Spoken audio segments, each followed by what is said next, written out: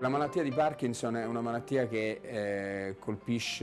maladie de Parkinson est une maladie qui affecte le mouvement, en particulier les mouvements automatiques qui deviennent très réduits.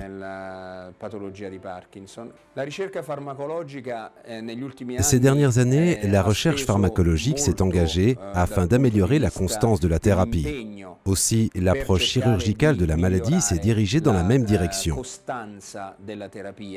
Anche l'approccio chirurgico della malattia di Parkinson si è votato in quella direzione.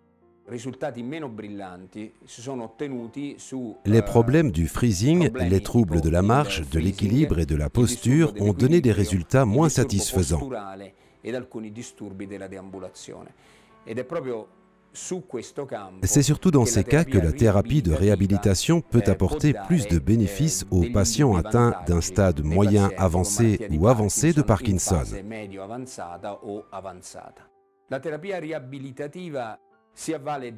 thérapie de réhabilitation utilise de nouveaux systèmes qui permettent une amélioration de certains symptômes comme le freezing, les troubles de la marche, l'équilibre et la posture.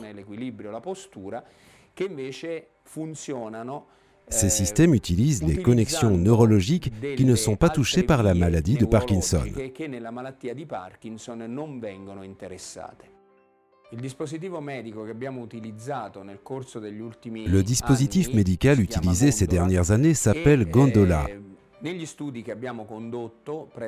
Et selon les études réalisées dans notre centre, cette nouvelle thérapie a amélioré la marche, la vitesse et l'aisance de la marche, la longueur de pas et le freezing.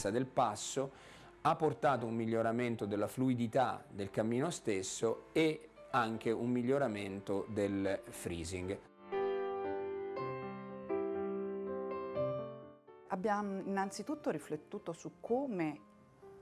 D'abord, nous avons surtout réfléchi sur comment la plante du pied pouvait améliorer ces troubles, toujours décrits comme troubles de nature centrale.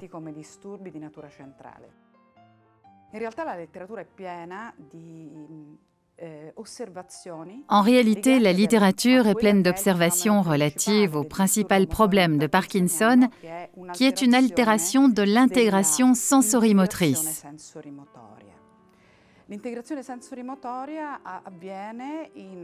L'intégration sensorimotrice arrive dans certaines zones corticales et sous-corticales, mais en réalité, les zones sensoriales ne sont jamais décrites dans la représentation schématique du fonctionnement des ganglions de la base, qui représentent la partie touchée par le Parkinson. Un autre aspect très intéressant est que d'habitude, nous, neurologues, pensons aux pieds seulement comme surface d'appui.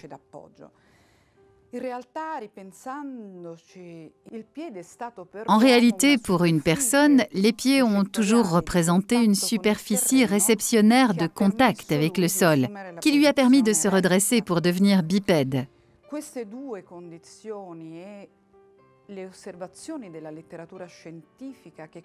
Ces deux conditions, ainsi que les observations dans la littérature scientifique, évidencent comme le malade de Parkinson soit incapable de connecter les activités sensorielles au mouvement. Donc, nous a fait penser qu'une désafférenciation sensorielle du système nerveux périphérique puisse améliorer les mouvements des patients.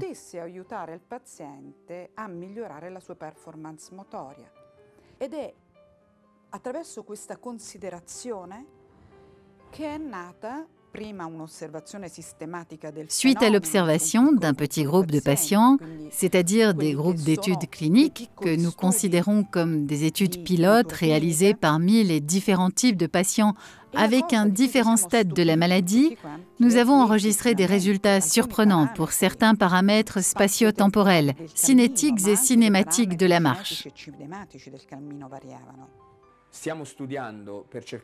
On est en train de comprendre comment une stimulation périphérique peut favoriser une amélioration du système cérébral des patients.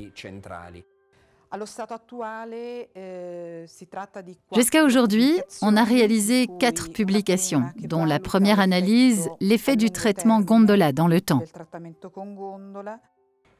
La stimulation plantaire est efficace si elle est effectuée au moins 2 fois par semaine.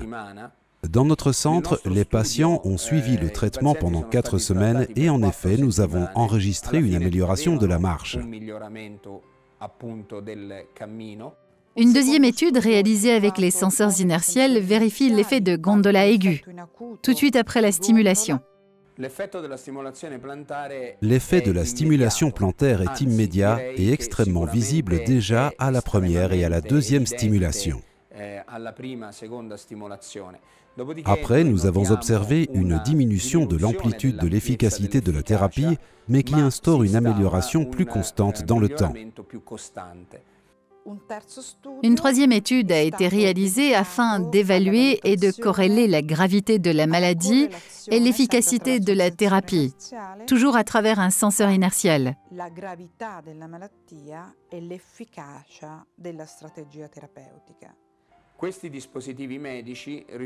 Ces dispositifs médicaux sont plus efficaces à un stade avancé de la maladie, donc quand ces symptômes sont moins réceptifs à la thérapie pharmacologique.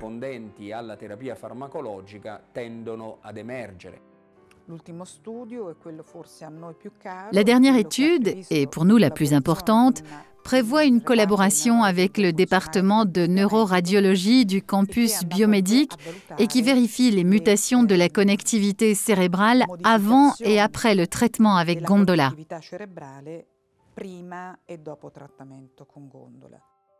Le modificazioni cerebrali che abbiamo osservato hanno coinvolto prevalentemente aree.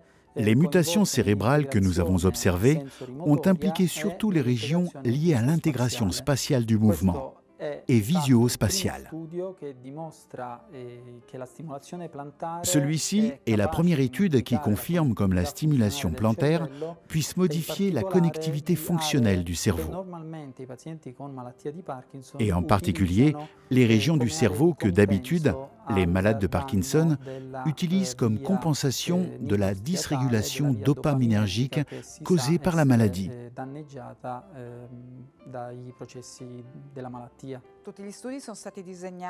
Toutes les études sont réalisées par un groupe de travail dirigé par le professeur et promoteur professeur Stocci, responsable du centre Parkinson San Raffaele Pisana de Rome. Nous, qui faisons partie du réseau du groupe San Raffaele, le campus biomédique en qualité de centre de neuroradiologie fonctionnelle, le Polytechnique de Milan, qui a analysé toutes les données de biomécanique et d'analyse du mouvement grâce aux études traditionnelles de gait analysis et aux senseurs inertiels.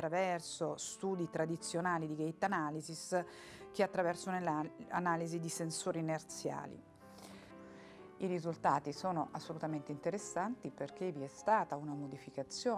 résultats sont extrêmement intéressants parce qu'ils ont montré une modification des paramètres cliniques comme les échelles d'évaluation clinique UPDRS, le Time Up and Go, le 6-minute walking test, aussi que la modification des paramètres cinématiques de la marche analysée par un dispositif qui étudie le mouvement, le gait analysis, qui détecte la vitesse, la longueur et la fréquence de la marche.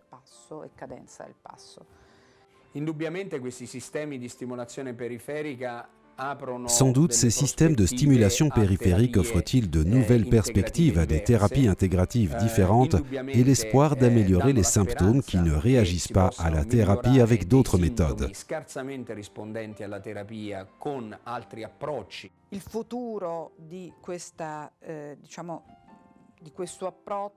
Le futur de cette approche sera d'améliorer les unmet needs, symptômes qui ne répondent pas à la levodopa ou à d'autres thérapies, comme la thérapie chirurgienne, et sont surtout les symptômes typiques du stade avancé de la maladie, comme freezing, les troubles de la marche, de l'équilibre et de la posture.